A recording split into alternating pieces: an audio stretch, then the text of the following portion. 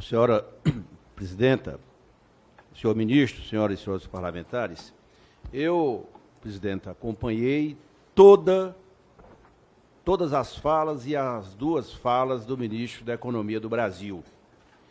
E a expressão do ministro nessa audiência pública, que estamos debatendo a proposta de emenda constitucional número 32, é a expressão da decadência e, sobretudo, da falência do modelo econômico gestado pela administração pública federal sob o comando de Bolsonaro e de Guedes.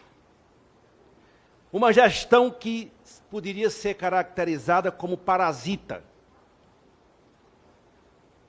A gestão do ministro Paulo Guedes da economia brasileira, e não o servidor público.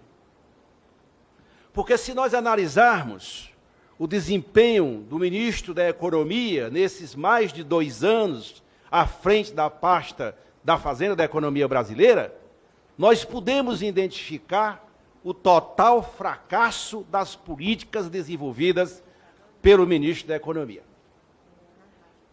O ministro da Economia, deputada Bia, aqui nesta sala, Paulo Guedes, que está nos ouvindo, disse por ocasião da votação da reforma da Previdência, se ela fosse aprovada, aquele Boeing que estava levantando o voo chegaria no seu porto seguro. E era a única condição para que o nosso país retomasse o crescimento de sua economia e a geração de empregos. Falaram até em 6 milhões de empregos. Por que tudo isso deu errado? Será que foi só por conta da pandemia? E o ministro vem aqui a esta comissão com as suas falas, me permita, com as suas mentiras, porque a economia que esse ministro está entregando, a sua gestão à frente da economia brasileira, é uma falência completa, porque faliu o modelo que Vossa Senhoria representa, que é o modelo gestado e dirigido pelo governo Bolsonaro. O país que Vossas Excelências governam é um país que já só em 2020 acumulou um déficit público de 800 bilhões de reais. Aí vem o argumento, foi por conta da pandemia. E por que teve um déficit em 2019 de quase 250 bilhões? O país que Vossa Excelência dirige é o país que gerou quase 15 milhões de desempregados com carteira assinada. É o país da informalidade, que as pessoas não têm sequer como se sustentar materialmente por conta da falência desse modelo do Estado mínimo, Estado que não induz, que não protege, e, portanto, está gerando essa desgraceira geral que nós estamos vivendo no Brasil. Fome, pandemia, e o ministro ainda vem dizer, Vossa Senhoria vem dizer aqui que enviou bilhões e bilhões de reais para os estados. O que foi para os estados foram transferências, a maioria dos recursos transferidos foram transferências constitucionais, FPM, FPE. E ainda diz aqui que alguns fizeram farra eleitoral em 2020 com os recursos transferidos para os estados. Se alguém fez farra eleitoral, ministro, foi a base do seu governo,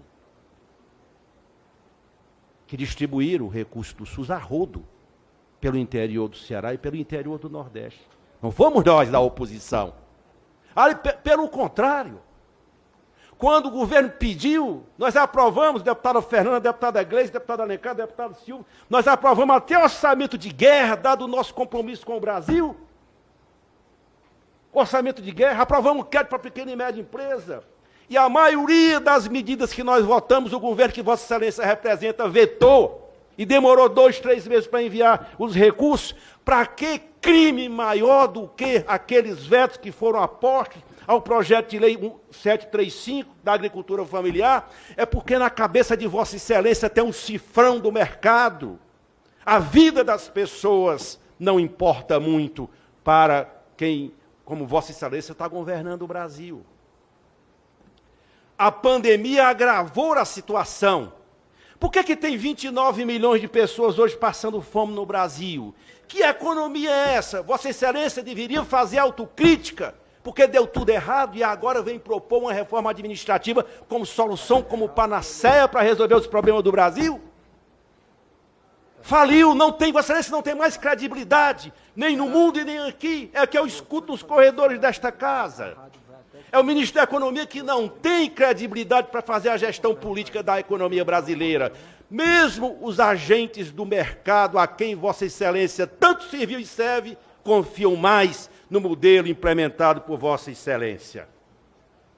O Brasil vive um abismo, está dentro de um abismo. Não tem perspectiva de retomada do crescimento. Sabe por quê? Porque a crise, a fome, a pandemia, a crise sanitária. Aliás, Vossa Excelência não deu uma palavra sobre mais de 430 mil pessoas que já morreram da Covid-19. Isso mostra bem a falta de compromisso de Vossa Excelência com tantas vidas que se foram dessa pandemia. Porque foi o governo que Vossa Excelência representa e disse que era uma gripezinha, que era uma brincadeira, que não era sério, que não precisava usar máscara, que não precisava fazer isolamento social. Nada disso era necessário porque tudo ia passar. Sequer a vacina foi adquirida em um ano passado, deixando o Brasil numa situação, e hoje é o segundo ou o primeiro país do mundo, juntamente com a Índia, o epicentro de uma crise sanitária, mas, sobretudo, a crise do modelo econômico que Vossas Excelências pariram quando assumiram o governo da República. As pessoas estão numa situação absolutamente decadente. Não tem economia que se sustente se não tiver duas coisas que qualquer retomada do crescimento, ministro, precisa ter: investimento público e investimento privado. Para ter investimento privado, precisa ter credibilidade. O Brasil, os investidores só fogem daqui porque não confiam mais, não tem credibilidade. E investimento público, como é que esse país vai crescer com investimento público em 2021, 28 bilhões de reais? Não tem como crescer. Porque na linguagem de vocês, tudo é fiscal, não pode mexer no fiscal. E aprovar com as bênçãos de Vossa Excelência um orçamento que, aliás, aprovar a PEC do teto, deputada Gleice, aprovar a PEC do teto aqui, que não pode, nada pode passar do teto, e aprovar o orçamento de 2021. Esta casa, a maioria de Vossa Excelência aprovou um orçamento, rompeu o teto, rompeu tudo, e garantiu a excepcionalidade de tudo aquilo que vocês querem fazer para ganhar a eleição em 2021. É esse o compromisso que Vossa Excelência tem com a República, com o país? Esse modelo, ministro, onde a gente anda? Vossa Excelência vende muita ilusão e não oferece nenhuma saída para a grave crise que o Brasil está vivendo. Dito isso, presidente, eu passo a colocar algumas questões relacionadas com a PEC 32. A PEC 32, como foi a PEC da Previdência, a reforma trabalhista. Aliás, eu disse para o ex-presidente da Câmara, já disse para o atual presidente da Casa, para os líderes, o ministro Guedes teve tudo o que pediu a esse Congresso. Ele não tem o direito de pedir mais nada, porque o Congresso deu tudo para Vossa Excelência e Vossa Excelência não entregou nada para o Brasil, para os brasileiros. É esse Brasil, o abismo da decadência, de uma dívida pública impagável. E vocês não apresentam plano nenhum para a questão do emprego, para nada. É só com conversa fiada. Nós temos responsabilidades com o país, nós que representamos a oposição aqui nesta casa. E quando nós dissemos que essa PEC não serve, ela não é saída para a crise que o Brasil está vivendo, é mais uma ilusão que estão vendendo para a opinião pública brasileira, porque ela tem vários aspectos que não podem ser aprovados e muito menos esta comissão votar a sua admissibilidade. Por quê, senhora presidenta? Quais são os elementos centrais que essa PEC introduz na análise da sua constitucionalidade? A primeira delas é uma PEC que viola cláusula pétrea. E ao falar de cláusula pétrea, senhor ministro, senhoras e senhores parlamentares, nós temos que considerar que os constituintes originários deputado Alencar que levantou essa tese, que elaboraram a Constituição de 88, a Constituinte de 88, eles foram delegados pelo povo e eles, aqueles constituintes, votaram, organizaram e apresentaram uma organização social e econômica do Estado brasileiro que Vossa Excelência tem desmontado todo dia. Por que que mexe, né? Por que que tem uma cláusula pétrea que não pode ser mexida? É porque a Constituinte de 88, ela definiu a função pública como sendo um elemento fundante do Estado democrático de direito. E essa PEC introduz outro componente a partir da delegação que dá ao presidente da República para fazer o que bem quiser, retirando, portanto, a autonomia do Legislativo, até atingindo a questão da separação dos poderes, que é outro elemento importante. Falam na questão do servidor, mas estão aparelhando completamente o serviço público, porque o concurso público não será mais o elemento central do ingresso nas carreiras de Estado. Se querem combater os altos salários, por que nós não votamos aqui o PL? Vossa Excelência assinaria a petição para votarmos o PL 26, aliás, o 26, o 67 e 26 do teto remuneratório? Por que não manda o governo, não manda a urgência constitucional para a gente votar esse PL? Porque aí sim você mexe em privilégio, você tira privilégio. Porque a média é 39, 40 mil reais. E Vossa Excelência ainda vem dizer que nós parlamentares nomeamos assessores e tal. Todo mundo sabe que os parlamentares federais e deputados têm direito a 25 assessores. É norma da casa, não é de um ou de outro. É norma da casa e, portanto, querem moralizar o serviço público. Vamos votar o PL do teto remuneratório. E Vossa Excelência eu convido para assinar a petição para que ele seja votado.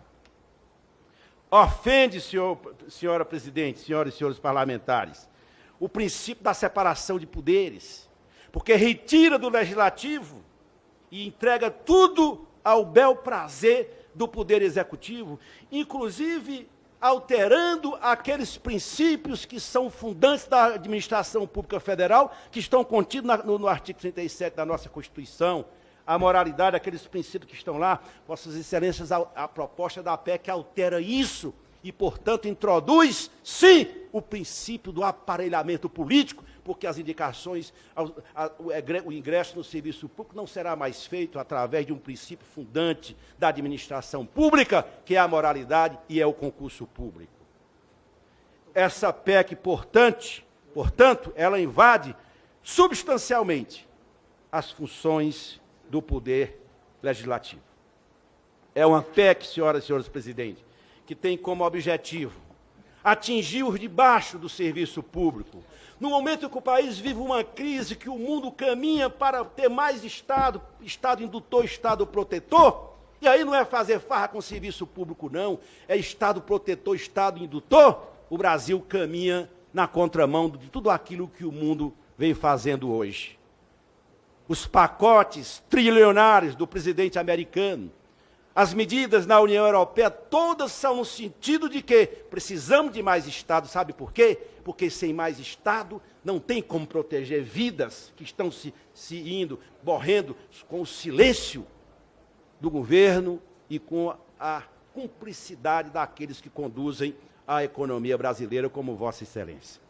Eu penso, senhora presidenta, esse debate, ao fazermos esse debate aqui, não significa que nós não tenhamos compromisso. Temos sim com o país, porque nós demos tudo o que o governo precisava em 2020 para combater a pandemia. Aprovamos todas as leis. Muitas vezes fomos questionados porque somos da oposição, mas nós aprovamos tudo. Orçamento de guerra, auxílio emergencial de R$600.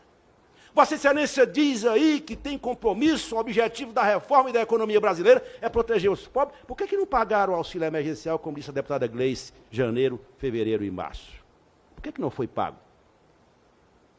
As pessoas, ministro, na minha região do Nordeste, não estão conseguindo comprar um botijão de gás por R$105. Estão cozinhando na lenha, não é nem no fogão, é nos terreiros.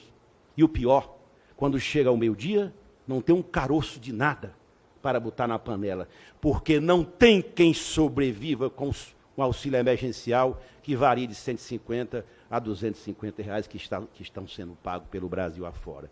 Esse modelo, ministro, que Vossa Excelência representa, faliu. Peça desculpas ao Brasil e vá para casa e entregue a economia brasileira a alguém que tem competência para fazer a sua gestão. Muito obrigado.